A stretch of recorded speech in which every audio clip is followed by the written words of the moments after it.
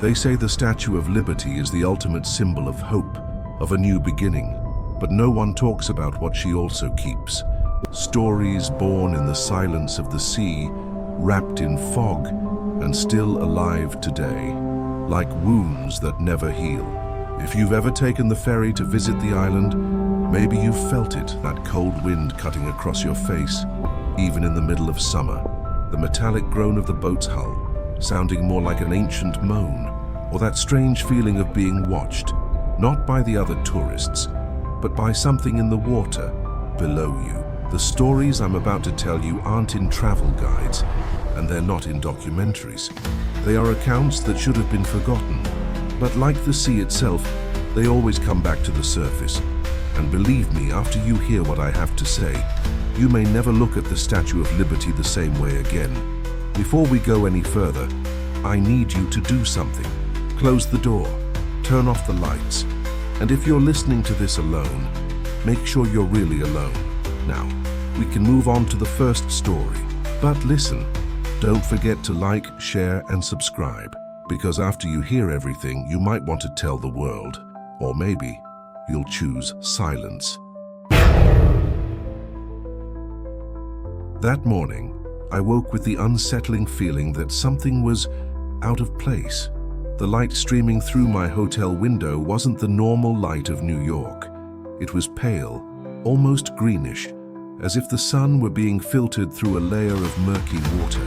Outside, Manhattan looked less vibrant, like an old photograph left out in the sun for decades. I had been planning this visit to the Statue of Liberty for months. Nothing was going to stop me, or so I thought. As soon as I stepped outside, I noticed the city was strangely quiet. The traffic was still there, but the noise seemed muffled, as if I were wearing earplugs. Even the honking horns and snippets of conversation blended into a distant, constant murmur, almost like the whisper of the sea. When I reached the pier, the atmosphere grew heavier. The air smelled strongly of salt mixed with rust, as though the entire harbor were corroding at once. A cold wind, impossible for that time of year, cut against my skin like thin blades. Seagulls hovered over the water, but they didn't cry out. They simply watched us, frozen in place as if waiting for something. There were only a few people in line to board the ferry, tourists from different corners of the world, carrying backpacks, cameras, and that typical excitement of visiting a global icon. But oddly, no one spoke loudly. Everyone seemed subdued. It was as if the air itself drained away the will to smile. At the ticket booth, the clerk barely looked at me. His face was thin, his eyes sunken, his skin so pale it almost blended with the ashen sky behind him. When he handed me the ticket, his icy fingers brushed against mine, and he murmured, so quietly I wasn't sure if it was meant for me, "Today, the sea is not good." Before I could ask what he meant, his gaze shifted to the line behind me. I shrugged it off, trying to ignore the gnawing discomfort, and walked toward the waiting area. That's when I noticed an elderly woman sitting alone on a wooden bench. She wore a red scarf over her gray hair, her eyes fixed on the water. As I passed, she suddenly grabbed my arm with surprising strength. Her stare locked onto mine, cold, unwavering. "Don't go to the upper deck," she said, her voice dry and absolute. I froze for a few seconds, trying to process it. But before I could ask why, she released my arm and turned back to the sea, as if I no longer existed. At that moment, boarding was announced. Passengers began moving toward the metal gangway, and I followed along. But that simple, direct phrase began to echo in my mind. Don't go to the upper deck. And no matter how hard I tried to ignore it, I knew I wouldn't be able to. The metallic clank of the gangway echoed beneath my feet as I stepped onto the ferry. The strong smell of diesel mixed with the salt of the sea, and each step felt heavier than the last, as if something in the air wanted to keep me anchored there, on the pier. Behind me, I heard the slow groan of the gangway being pulled back, cutting off the city's noise even more. Inside, the ferry looked older than it should have been. The metal walls were scratched and peeling, revealing patches of rust that seemed to spread like open wounds. The floor creaked in random places, and the boat's sway created a constant hiss from loose joints in the structure. The few passengers had scattered across the lower deck. Some sat by the windows, others took distracted photos, but something felt off. No one was smiling. Even the tourists, who normally recorded everything with excitement, seemed subdued, as if they were simply completing an obligatory journey. That's when I remembered the woman's warning at the pier. Don't go to the upper deck. The moment I recalled it, something inside me tightened. Maybe out of stubbornness, maybe out of morbid curiosity. I began searching for the stairs. They were in the middle of the ferry, narrow, groaning steps made of worn metal. The air at the top was different, colder, damper, and much quieter. Up there, the wind didn't sound like wind. It was a long, drawn-out whistle, like something alive and patient. The upper deck was nearly empty. Nearly. That's where I saw him for the first time. He stood by the railing, his back to me, staring intently at the city as it drifted farther away. He wore a heavy black overcoat far too warm for the season and a wide-brimmed hat that hid most of his face. But it wasn't the clothes that bothered me most. It was the fact that he didn't move, not an inch. The wind tugged at flags, whipped through hair and jackets, but his coat stayed perfectly still, as if the air around him dared not touch him. I took a step, and for an instant, I swear the entire deck seemed to stretch, as if the distance between us had grown. Moving slowly, I noticed something else. The sound of the sea and the engine faded the closer I got to him. It was like stepping into a bubble of silence. At that moment, I didn't know if I was breaking a warning or crossing into a place I was never meant to enter. The silence around him wasn't just the absence of sound. It was a presence, a dense void, as if the entire world had stopped so as not to disturb him. I could feel the wind cutting across my face, but around him the air seemed dead. With every step, something inside me screamed to turn back. It was like walking through a room where someone is sleeping, and you know instinctively you must not wake them. And yet at the same time there was a strange force pulling me closer, as if each movement were inevitable. The metal deck groaned under my feet. The sound echoed unnaturally, stretched out as if it had been swallowed and returned with a delay. That's when he moved. The wide-brimmed hat turned slowly, revealing part of his face. His skin was gray and cold, like soaked stone with a texture almost porous, as if it had spent decades underwater. His neck moved stiffly, mechanically, until finally he turned fully toward me, where his eyes should have been. There were two black voids. Not ordinary darkness, but a depth impossible to measure. Looking into them was like my body was being pulled forward, as if the entire deck had tilted, and I was about to fall into an endless pit. I tried to take a deep breath, but the air around me had grown colder, heavier. My hands began to tremble. He didn't step closer, didn't speak. He just watched me, or perhaps consumed me with that emptiness. In a burst of pure instinct, I blinked, and he was gone. He hadn't walked away, hadn't turned, hadn't run. He had simply ceased to be there. The silence remained, but I was no longer alone in it. Somewhere on that ferry, I knew he was still watching me. My heart was still pounding as I took the first step back. That emptiness in his eyes, or in the place where his eyes should have been, remained burned into my mind like a fresh scar. The deck was empty again, but the silence still surrounded me like an invisible weight. I tried to convince myself it was just a trick of the mind, maybe a real passenger who simply walked away while I blinked. But that explanation collapsed every time I remembered the physical sensation, that force pulling me into him. I decided to look for him. I crossed the entire upper deck, but there was no one there. I went down the stairs to the lower deck. Looking through every window, checking every corner, I saw families sitting together, distracted tourists, but none of them wore the black overcoat or the wide-brimmed hat. When I passed along the outside walkway of the ferry, I noticed something that made my stomach turn. The water there was still. It didn't ripple with the boat's movement. It was a dark, glass-like surface, reflecting the ashen sky above, and for a moment, I swear I saw a silhouette beneath it, perfectly motionless, the brim of its hat tilted upward, as if it were watching me from under the water. I stepped back quickly and headed to the cabin, looking for a crew member. Two of them were talking near a service door, and I approached, asking if they had seen a tall man in a black overcoat. They exchanged glances, and one of them chuckled, not in amusement, but nervously. "So you saw him too," said the older one, scratching the back of his neck. The other added, "Always at the same time, always in the same spot, and always staring at Manhattan." They told me that, according to legend, the man was a passenger from 1891, a merchant who made the crossing to the island every day, and one stormy night vanished when the ferry sank. Every body was recovered, except his. Some say he jumped into the sea on purpose. Others say something pulled him under. As they spoke, a shiver ran down my spine. Because, looking through the glass door behind them, I saw the upper deck, and he was there again and standing in the exact same spot, as if he had never moved at all. I didn't know if I was truly seeing him, or if my mind was already playing tricks on me. But the moment I spotted the man on the upper deck through the glass door, I knew. He was fully aware of where I was. It was as if the distance between us didn't matter, as if at any moment he could cross it. I tried to convince the crew to come up with me, but they laughed and shook their heads. One of them said, "We don't go up there when he's around," and the other added, "It's not safe."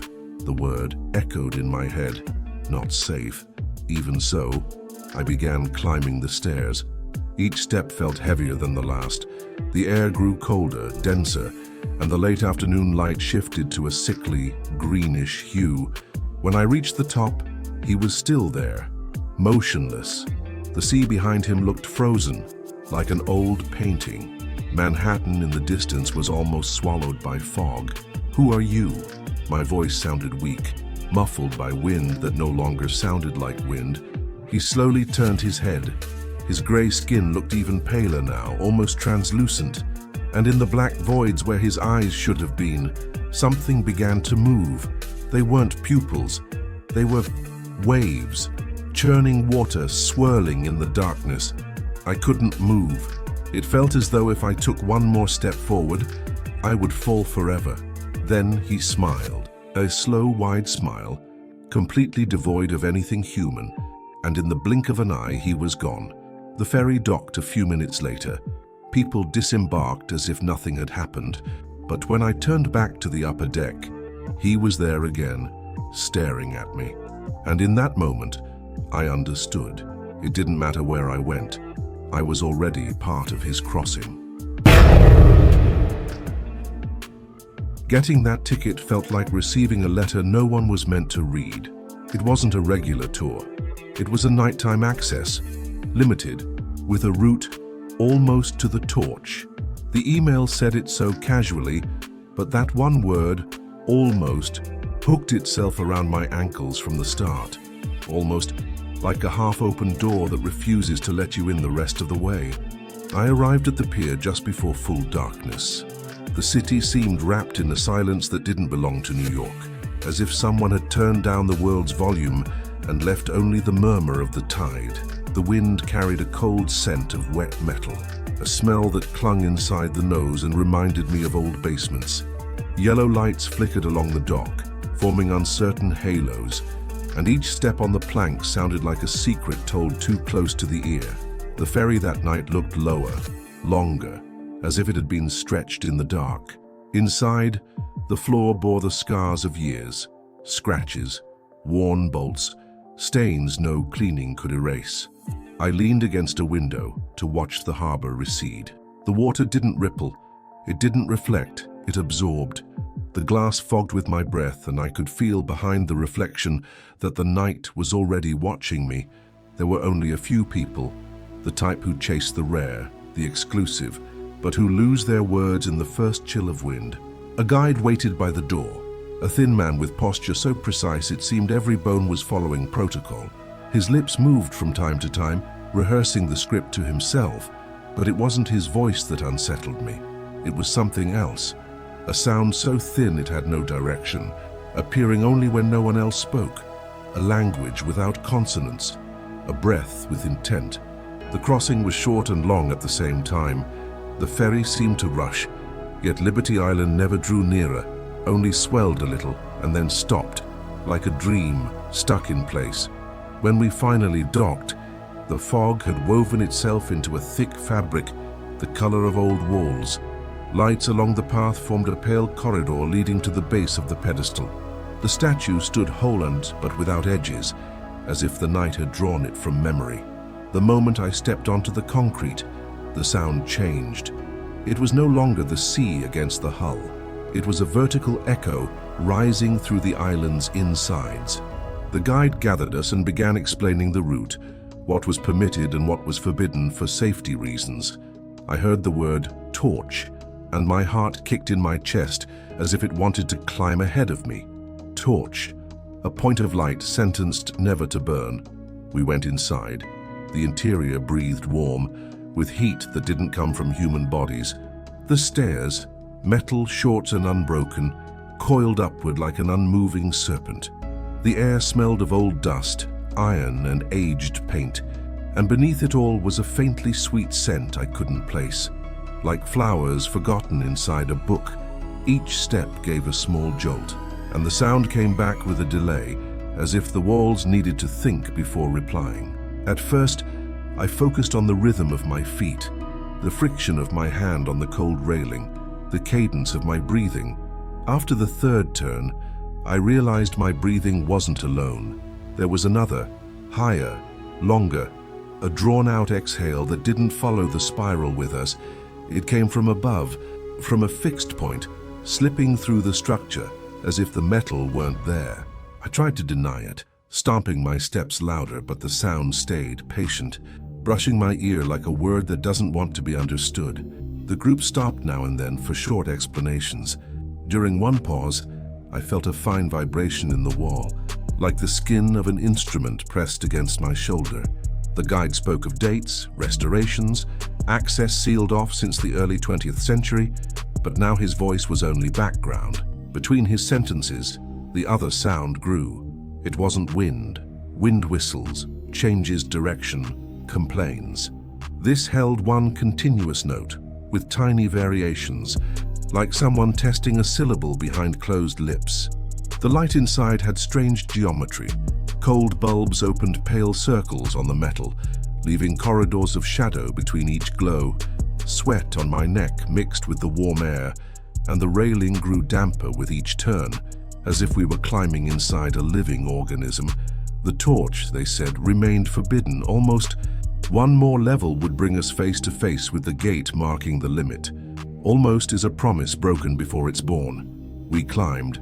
The sound followed me like an invisible thread tied to my chest. When the final corridor appeared, narrow, direct, without bends, I felt the temperature drop a degree. The air thickened, like a hospital room before a procedure. The guide raised his hand for silence, and I realized no one needed the gesture. We were already mute. The sense of height brought a dry vertigo, a dizziness not from my body, but from the space itself. The metal beneath our feet had the faint vibration of a string tightening. I saw the gate. 2 steps beyond it. The path continued for a few more meters, and then curved into darkness, as if the statue had hidden a secret in its own anatomy. The guide resumed his speech. There had been an explosion in the past. Damage, permanent closure. And with each word I heard the other voice underneath, running parallel, like 2 tracks fighting for the same space. The older voice didn't need meaning. Existing was enough. I moved closer to the gate. The metal was cold in a way that burned. I touched it and knew there wasn't just emptiness on the other side. There was someone breathing, not touching, not moving, just breathing. Air entered my lungs in a short stab, and my sternum ached as if a weight had been hung from it. Then everything stopped. Not the world, not the group, the sound. The voice suspended its syllable. The building forgot to vibrate, the island held its breath. In the exact space between one word from the guide and the next footstep from a tourist, I heard what I didn't want to hear. My name, not loud, not whispered, spoken from inside. with the exact cadence I recognize when I think of myself. I call that had belonged to me since childhood, and that I had never told anyone. I pulled my hand back from the gate. It stayed cold without me. The fog outside, filtered through invisible seams, drifted in like dust in the air. I knew that from here on, every step would be a choice. Descending would be easy. Climbing the rest, even if the rest was only the distance between the gate and nothing, meant accepting that almost had teeth. I didn't answer the call, at least not with my mouth, but my body leaned forward by a millimeter, like someone yielding a secret, and the voice, satisfied, went back to breathing. When we stepped away from the gate, the guide resumed walking as if nothing had happened. His boots struck the steps in a steady rhythm, but I could barely hear them. My ears were still full of that call. It wasn't just the fact that I'd heard my name. It was the way it had been spoken. It was intimate, almost conspiratorial, with an inflection no living person had ever used with me. As we descended, I noticed something disturbing. The sound hadn't stayed up there. It was coming down with me. With every turn of the staircase, I could feel that breath following the rhythm of my own breathing, as if it were trying to imitate it, matching my lungs, adjusting to the beat of my heart. Every so often, the group stopped at small windows that looked out from inside the statue. The guide spoke about the construction, the copper, the restorations, but my attention was fixed elsewhere. At each window, I peered outside and saw the fog, but it wasn't the same. Below, it seemed thicker, more alive, as if something was moving inside it. Human shapes, maybe, but always just out of full view, as if they were hiding behind the vapor. At one landing, I shut out the sound of footsteps and focused only on the whisper. It had changed. Now, it didn't just repeat my name. It murmured strange syllables, punctuated by pauses that felt like it was waiting for me to answer. The language was incomprehensible, yet the cadence felt familiar, like the same voice that when I was a child, I used to hear in my dreams, the one that made me wake with my heart racing. Then I noticed something else. The corridor's lights began to flicker. At first, I thought it was just an electrical fault, but I realized there was a pattern. Each time the light failed, the whisper grew louder, and when it returned, the sound receded, like a predator retreating into hiding. A woman in the group, 2 steps below me, suddenly stopped and looked back. Her eyes were wide, her lips trembling. "Did you hear that?" she asked, but no one replied. The guide pretended not to hear. We kept moving, but she hung back, walking slower, and for some reason I couldn't explain, I slowed my pace too, ending up between her and the rest of the group. That's when the bulb above us went out completely. The corridor plunged into a grayish half-light, and the air grew so cold my skin prickled instantly. The whisper was now right beside me. Not behind, not above, it's exactly beside me. And this time it wasn't my name it spoke, it was hers. She shuddered, clapped a hand over her mouth, and began hurrying down the steps, almost running to rejoin the others. I stood still for a moment, feeling the air shift as if something had passed close to my face. But there was no one there, at least no one who could be seen. The guide had been clear. No one was to go beyond the gate that protected the torch area. It was the final barrier, not just physical, but symbolic, the point where history and superstition bled into each other. And yet, the farther I descended, the more I felt I had made a mistake by leaving it behind. The whisper, which until now had seemed to follow my steps, began to move ahead of me. It wasn't accompanying me, it was leading me. Suddenly, I realized the sound was coming from above, not from where I stood. It was as if the presence had returned to the torch's boundary and was calling me back. The staircase lights began to flicker more often. Some went dark for full seconds, plunging entire sections of the structure into near total blackness. In those moments, I caught the scent, not salt, not metal, but that faintly sweet aroma I'd noticed when we first entered. Only now it was mixed with something damp, like fabric that had been wet for a very long time. When the group made another stop, I took my chance. Quietly, I turned around and began climbing again, stepping lightly to avoid attention. Every step upward felt heavier than the last, as if the stairs themselves were stretching beneath my feet. The metallic sound of each step echoed strangely, coming back not once but twice, as if someone else were climbing with me, 1 or 2 steps behind. I passed a small window and looked out. The fog seemed closer now, swallowing even the sea. But what made my blood run cold was seeing something in the distance, standing still on the empty pier. A tall, dark figure, unmoving, staring straight at the statue. The shape vanished when I blinked. I reached the final corridor again. The guide and the others were far away. No one had noticed I was gone. The light here was minimal, a dim green glow that hid more than it revealed. And there was the gate, the cold metal waiting for my touch. When I placed my hand on it, the whisper stopped. The silence didn't bring relief. On the contrary, it felt like the moment an animal holds its breath before it strikes. Then I felt something against my hand. It wasn't the cold of the metal. It was another cold damp with texture. Fingers, long icy fingers curled around mine from the other side of the gate. I yanked my hand back on instinct, but they closed with surprising strength. And in the same instant, the voice that had been only a breath erupted into a loud whisper, repeating my name over and over, as if trying to break through the barrier between us. The light flickered, and for a split second, I saw something beyond the gate. A pale face, buried in shadow, eyes open far too wide, reflecting the dim light like wet glass. The bulb steadied, and it was gone, but the cold on my fingers remained. When I let go of the gate, my fingers still felt charged with that living cold, as if part of it had lodged itself beneath my skin. The silence that followed wasn't empty. It was dense, full of a nearly tangible anticipation. For a moment, I stood still, waiting for something to happen, for the hand to return, for the voice to call me again. But nothing came, and, strangely, that was worse. I decided to head down before the guide noticed my absence, but as soon as I took the first few steps, I realized something was wrong.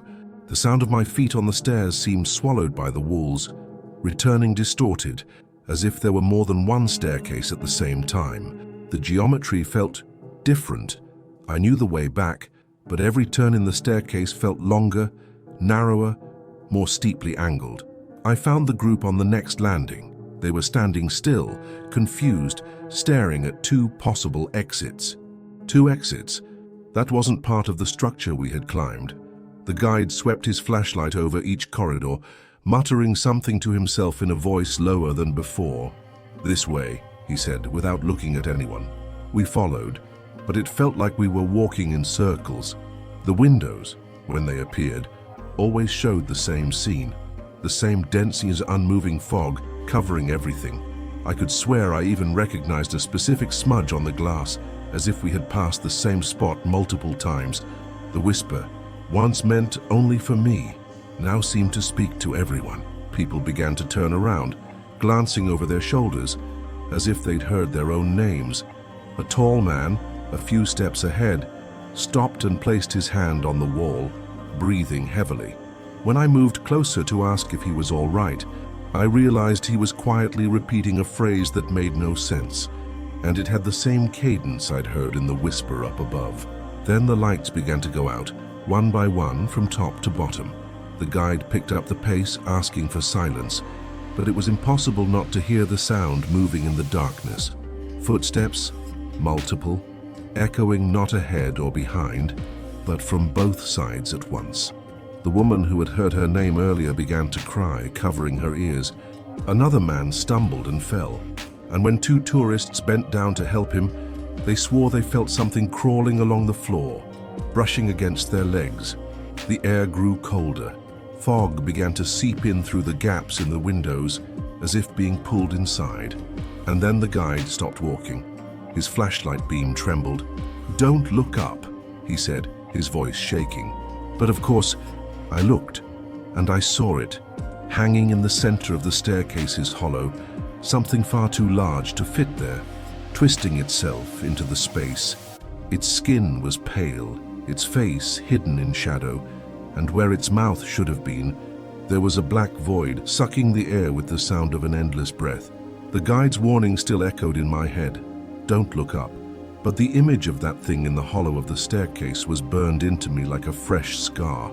Even when I forced my gaze away, I could feel the weight of it watching us, as if its eyes, if it had any, moved with our every step. The group resumed the descent, but no one spoke. It wasn't just fear, it was as if we had all realized at the same time that we were no longer going down the same staircase we had climbed. The steps creaked differently, more hollow, and the air felt thicker, making it harder to breathe. The fog was already inside the staircase. It slid down the steps, crawling like heavy water, coiling around each of our legs. The guide's flashlight flickered intermittently, and in the moments of darkness, we could hear things moving against the metal. Not footsteps, but long, scraping sounds circling around us. At one point, the woman who had cried earlier stopped. She stood motionless, staring at a window so fogged it barely let in any light. I came closer and saw that she was smiling. Not a smile of relief, but something hollow, as if she had forgotten she needed to leave this place. When I tried to touch her, she turned to me and whispered something I couldn't understand. Her voice was identical to the one I'd heard at the torch. The guide shouted for us to keep moving, but the descent now seemed endless. I could no longer see the base or the top, only turn after turn, as if we were trapped inside a single stretch of stairs repeated infinitely. Then, suddenly, every light came on at once. The air grew warm, heavy, almost suffocating. And that's when I realized we were back at the base of the statue, or at least somewhere that looked like the base. The floor was concrete, but covered with a thin layer of water, as if it had rained inside the structure. The sound of the sea no longer came from outside, it came from below, echoing as if we were standing on the hull of some vast vessel. The guide hurried us toward the exit. Outside, the fog still smothered everything, but there was a boat waiting. I stepped aboard and sat near the edge, trying to steady my breathing. As the engine roared to life, I looked up one last time. There it was, the torch, barely visible through the haze, and behind the bars, I saw a pale face with enormous eyes, watching me intently. It didn't blink, didn't move, only followed me with its gaze until the boat pulled away from the island. The moment I lost sight of it, I heard deep in my ear my name, and I understood that somehow I had never truly left. I've always liked to watch the water before boarding. Some people check the schedules, calculate the route, snap photos of the horizon. I watch the surface. If it's restless, I feel like the world is still alive. But that afternoon, the sea was flat, too flat. It wasn't calm, it was immobile. A black mirror, without a single ripple, as if someone had varnished New York Harbor. The wind carried no salt, no life. It slid under my clothes with a basement chill, a cold that doesn't raise goosebumps, but weighs you down. Seagulls drifted silently over the pier like cut-out paper shapes against the gray. The masts of smaller boats creaked, not like wood, but like teeth. And the tourists, inevitable, spoke in a lowered cadence, as if they had come to terms with their own shadows. I should have turned back. But crossings like this don't begin when the boat departs. They begin the moment you decide to go. And I had decided days ago. The statue was waiting for me for the third time that week, or maybe it was the sea that was waiting. At the ticket booth, the attendant smiled without showing his teeth. "Last departure before nightfall," he said, sliding the ticket across the marked wood. "The return might be delayed." "Why?" He lifted his gaze over my shoulder, as if something behind me would answer instead. "The water is just different. Different." I turned toward the pier. Yes, it was. The color had deepened to a dark green, the kind you only see in stagnant ponds where plants grow beneath the reflection. And still, there wasn't a single ripple, just that endless metallic plain. An old fisherman perched on a crate motioned to me with his head. His raincoat looked like it had been forgotten on his body for years. "If you go, don't lower your eyes," he warned, as if commenting on the price of fish. "Don't lower them at what?" His voice dropped almost to nothing. "You'll hear your own name from underneath." I smiled reflexively, trying to steer the conversation toward quaint old legends, but the man didn't smile back. He just returned to his hook, which hung motionless over the same mirrored water, as if he were fishing for the sky. The ferry whistled twice. The gangway was shoved forward by tired arms, metal shrieking against metal. I boarded with the rest of the group, and the smell that greeted me wasn't diesel. It was damp fabric forgotten in a closet. The cabin felt lower than usual, the lighting dimmer, as if the bulbs had been switched on inside a dream. I sat near the window and waited to feel the sway. It never came. When the engine engaged, the world didn't move. The shore simply receded, like scenery pulled away by ropes. I watched the pier's pillars slide backward, but my body registered no motion at all. The glassy sea kept its same unbroken face, and when the ferry's bow cut into it, there was no foam, just a clean split. The water closing behind us with the politeness of a curtain. Outside, the city's noise faded too quickly. It wasn't the distance. It was as if someone were turning a dial and removing entire frequencies from the air. First the horns vanished, then the voices, then the beating of gulls' wings. All that remained was a low, steady vibration, the kind you hear when you press your ear to the chest of someone sleeping, and beneath that note, a breath, distant, but coming directly toward me, as if the sea were breathing on my behalf. The guide for this crossing was far too young for a voice like his, steady, restrained, like the string of a violin. He spoke about the route, safety procedures, pointed out life jackets overhead, as if displaying fruit at a market. Nobody was really listening. Silence had already passed from one person to another like a yawn.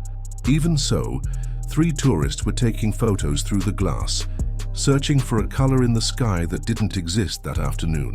Their hands trembled, not from cold but from anticipation. I was almost used to the abnormality when I saw the first sign. It didn't come from the water, it came from the window. Its reflection showed me the inside of the cabin, green seats, corroded handrails, my pale face with deep eyes, and behind me, 2 empty seats that, in the reflection, weren't empty. A couple, maybe. Shoulders, outlines, heads far too still. I turned quickly. Nothing. Looked back at the reflection. There they were again, closer this time. The glass fogged up both inside and out at once. I decided to head for the deck. I had to push the door twice. The first time it yielded a centimeter and stuck. The second time, it swung open suddenly, as if someone on the other side had stopped holding it shut. The air outside was colder, a cold rising from below, from the surface. I set my hands on the railing and looked at the split the bow was carving. The sea was still without foam, without bubbles, without life. It was a wound that didn't bleed. That's when I heard it. Not a sound, a shape, 3 syllables, my own, blown without a mouth, molded in the water, breaking the silence with the delicacy of a whisper at a wake. My name. My first reaction was to laugh, a dry, humorless laugh that died where it began. The second was to search for a source, speakers, a prank, the wind. There was no wind, only the sea's breath, slow, measured, like patience ticking on a clock. I looked at the water again, and something shifted. The surface stopped being just a flat plane. It gained depth, not the kind that makes you want to dive, but the kind that opens a hole where there used to be ground. Beneath the dark sheet, lights began to appear, not reflections, not stars. Eyes, 2, then 4, 6, 8, pale pairs scattered, rising from the depths like bubbles that never burst. They weren't seeking the surface, they were seeking my attention. "Do you see that?" I asked the young man who had come up beside me. He leaned over to look and then stepped back. "It's probably some kind of algae thing, right?" he said, without conviction, reading words he'd never seen before. The eyes below blinked. Not all of them, just 2. Slowly, like someone trying out a human gesture for the first time. The ferry moved on, and they followed beneath, keeping their distance like sharks that swear they mean no harm. The door behind me creaked. Another person stepped onto the deck, then another and another. "Did you hear that?" someone asked, and no one replied. The guide appeared soon after, closing the door with excessive gentleness. "Everyone, please, stay inside," he said, but his voice didn't have the weight of an order. It had the weight of a request made on the edge of sleep. I lowered my head. That was a mistake. The water gave me back my own face, distorted into lead, and behind it, like a second mirror, a row of heads rising halfway above the surface, eyes wide open, mouths closed. They weren't breathing. They weren't floating. They were just there, at the exact height to be seen, then sinking back down a few inches, like children playing peekaboo at a window. Among them was a smaller one, a child's head. It had no real hair, just the suggestion of hair, fine strands plastered to the forehead by water that wasn't water. Its gaze wasn't pleading or screaming or sad. It was recognizing. And when our eyes met, my name came again, closer, clearer, more mine. The guide was trying to herd us back inside when the ferry shuddered slightly. It wasn't a machine's jolt. It was a tug, a hand asking for a step. The bow dipped a centimeter, I swear, and the sea, until then without foam, raised a single perfect bubble that rose slowly and lingered in the air far too long before bursting. "Close the door," someone said, their voice flat, but none of us moved. I should have stepped away from the rail. I should have called the name of someone living. I should have remembered the fisherman's warning. Those who look, hear. But I was already listening, and now the sea was breathing in my rhythm, as if my ribs had been placed against its chest. And that's when, with the whole world suspended on a thread of silence, the first hand appeared, pale, long, without defined fingers, rising along the ferry's hull, slowly, until it touched the metal with the delicacy of someone knocking at a door. The first hand stayed there, unmoving, pressed against the metal as if measuring the thickness of the hull. There was no force in that touch. Not yet. It was delicate, almost polite, like someone announcing their arrival, but slowly a second hand surfaced farther along, then a third, then a fourth, until, looking down the length of the ferry, I realized we were being escorted by an entire row of pale arms, all rising to the same height, gliding through the water at our exact speed. The movement was the most disturbing part. They didn't paddle, didn't slap against the hull. They simply slid forward, as if the water held them effortlessly in place. Each arm ended in a kind of elongated shape, without defined fingers, like unfinished molds of human hands. The skin was faintly translucent, and under the grey light of the sky, I could swear something moved beneath its surface. Dark veins pulsing at a rhythm far too slow to be blood. "Do you see that?" a voice whispered behind me. I didn't need to turn to know it wasn't the guide. When I looked, the young man who'd answered me earlier was there, his face pressed to the rail, hypnotized by the movement of the hands. "Don't look too long," I tried to say, but my voice came out too low, as if the air didn't want to carry it. The water began to change color. Where the hands touched, darker stains appeared, as if the sea's own pigment were dissolving around them. And inside those stains, I saw more eyes. Not in pairs this time, dozens, all facing upward, all locked on our passing. The ferry listed slightly to the left. The guide appeared at the doorway, gripping the frame as if the floor had grown unsteady. "Everyone, please, step away from the edge." No one moved. The silence coming from the sea seemed to glue our feet in place. One of the hands rose higher than the rest, up to the elbow. Water streamed from its skin in thick rivulets, but instead of dripping into the sea, it fell onto the hull and was absorbed, vanishing as if the metal were drinking it. The sound, a low, wet noise, like fabric being slowly wrung out. I felt something touch the back of my leg. I jumped and spun around, but nothing was there. Nothing visible. Still, the sensation remained, cold fingers resting there, waiting for my reaction. That's when I heard the crack. It didn't come from wood or engine. It came from the hull's metal, right beneath us. A sound of pressure, like something was squeezing inward. The ferry slowed, almost imperceptibly, but enough for the engine's strain to change pitch. And beside me, the arms in the water began to rise all at once, as if they had received a signal. The fog ahead seemed denser now, and within it, I swear I saw full silhouettes, not just arms or heads, complete human forms, floating vertically, motionless, as if the sea had chosen to store them standing upright. That's when the guide lost his composure. "In sight," he shouted, and his voice cracked at the end as if something had interrupted him. I took my first step toward the door and felt a sudden tug at the cuff of my pants. I looked down and saw, clearly, a hand gripping the fabric. It was cold, but didn't feel wet.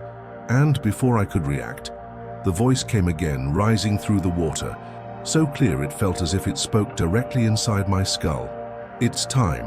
The touch on my leg turned into a firm grip, so sudden my muscles locked.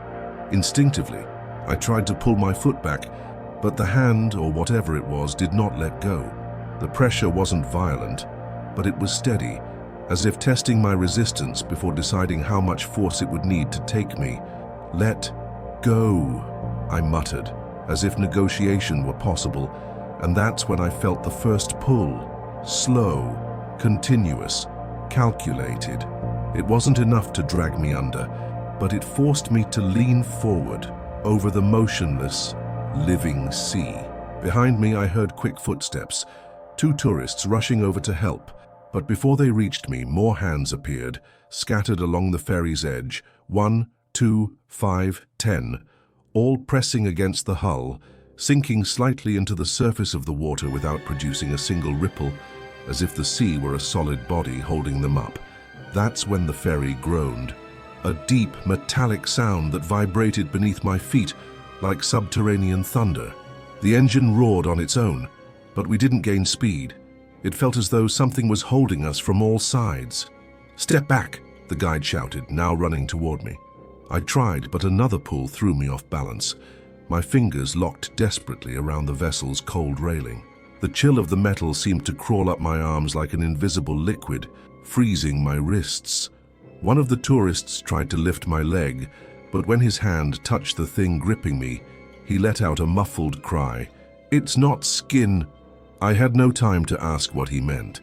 The hands began to pull together in perfect unison, not to rip me away all at once, but to make me give in, inch by inch, like something being dragged out of wet sand. That's when I saw them, just beneath the surface, the eyes, no longer scattered, but aligned, dozens of them, all fixed directly on me, and between them, a slit opened in the darkness. Not a mouth, but something that carried the same intent. An entrance, a passage, a destination. The voice returned, clearer than ever. "Come see." The ferry tilted dangerously to one side. Tourists grabbed onto benches, objects rolled across the deck, and I felt the railing under my hands begin to slip, as if the metal itself had turned slick from the inside out. The guide seized me by the shoulder and pulled with all his strength. The hands released all at once. But the relief lasted only a second, because I realized they hadn't retreated. They had simply sunk, vanishing into the sea like shadows returned to the depths. And just ahead, in the thick fog, something much larger began to take shape. Not arms, not heads, a silhouette so massive it seemed to bend the water around it just to fit. The ferry moved forward slowly, not by the engine's will, but as if something ahead were pulling it. The fog was so thick, I could see only a few meters ahead, yet the silhouette within it grew, swelling in the white until it nearly touched the sky. It wasn't a clear shape. It seemed made of the fog itself, but with enough density to warp the air around it. As we drew closer, I realized its structure was constantly shifting. At times it resembled a human form, then dissolved into elongated tendrils, then into twisted columns that rose and fell like breathing. It was as if it couldn't decide on a single form, or wanted to show them all at once. The guide tried to speak, but his voice was swallowed by the heavy silence. The same silence that had claimed the air at the start of the crossing. No sound traveled properly. Even the engine felt as though it was running inside a dream. When we reached what I considered a dangerous distance, the sea around the ferry changed. No longer the perfect mirror, concentric circles began to form, but not from wind or tide. It was the creature breathing. With each movement, the water level rose and fell gently, as though we were floating atop a colossal lung. Then I saw the eyes. They weren't at the water's surface, they hovered far above, like dimmed beacons, two pale spheres reflecting the weak daylight. They didn't blink. They simply watched us with the patience of something that knew it didn't need to hurry. The base of the creature blended into the sea. It was impossible to tell where the water ended and its body began. Within that fusion, I saw movement. Not arms this time, but entire rows of human figures, embedded like statues carved into flesh. Some had their eyes open, others held their mouths slightly ajar, as if they'd tried to scream at the very moment they were swallowed. The ferry shuddered, not like before, with isolated tugs, but with a single, steady impact that slowly turned us so that everyone aboard faced it. The feeling was unmistakable. It wanted to be seen. That's when a sound broke through the silence. Not a voice, not a roar, but the sound of water falling into an endless cavern. And from that falling water, words formed. "Come below." Some passengers backed into the cabin, others, entranced, stepped closer to the rail. I stayed in the middle, unable to decide whether to flee or to accept that I was already inside whatever it wanted. Then, slowly, something began to rise from the base of the creature, climbing into the air as if made of solid water. A hand, massive, fingerless, identical to the ones that had touched us before. But this one was large enough to wrap around the entire ferry, and for the first time, I realized we were no longer moving. The massive hand hovered above us, motionless, as if deciding where to begin. The fog seemed thicker here, condensing into drops that fell slowly onto the deck, each one cold as freshly broken glass. No one spoke. Even the ferry's engine had gone silent, as if it understood resistance would be pointless. Then the hand descended, not quickly but with a cruel slowness, giving everyone aboard enough time to understand there was no escape. When it touched the side of the vessel, the entire ferry tilted, and the water, once motionless, finally stirred. But it wasn't from wind or propellers. It opened and forming a perfect circle around us. From within that circle, dozens of other hands emerged, smaller but equally deformed. They gripped the hull, the railings, the edges. Some climbed high enough to reach passengers' feet. I saw a man pulled so fast he barely had time to gasp. The water swallowed him without a splash, as if the sea had simply absorbed him. I tried to back away, but the deck was slick, coated in that strange water that didn't wet, only seeped into the soles of your shoes, leaving a coldness in your bones. Beside me, a woman fell, and two hands closed around her arms. She wasn't dragged overboard. She was pulled down through the deck, sinking into it as if it were liquid. At the center of the fog, the creature's eyes tilted downward, fixing on us. And the voice came again, this time so close it didn't seem to be in the air, but inside my skull. "Come home." The ferry began to sink, not bow first or stern first, but all at once, descending like an elevator into the depths. The water rose in absolute silence, swallowing the benches, then the windows, then the heads of those still trying to swim. But there was no real struggle. The sea didn't push, didn't crash. It simply received. I tried to dive away, but the invisible current pulled me straight down. In the last moment before I lost sight of the surface, I realized it was already sealing over us like a lid, leaving the world above behind. And down there, in the green darkness, hundreds of eyes awaited me. At their center, a childlike shape, smiling, reached out a hand. The same one I had seen at the very start of the crossing. When I touched its frozen fingers, I understood the truth. The sea really had been breathing with me all along, and now I was part of its lungs. The sea, the statue, the fog. Each story may seem isolated, but they all carry something in common. A warning. It doesn't matter if the danger comes from the depths, from something trapped in steel, or from shapes the human mind can't comprehend. It always waits, and when it chooses to reveal itself, it's already too late to turn back. If you've made it this far, take a deep breath and look around. Maybe nothing has changed, or maybe, while you were listening to these stories, something has already risen to the surface right behind you. And remember, the scariest thing is not what you see, but what keeps watching even after you close your eyes. If you want to dive even deeper into these and other stories that will never make it to YouTube, follow the link in the pinned comment and uncover the hidden horrors in our exclusive ebook. But be warned, once you read it, there's no way to unsee it.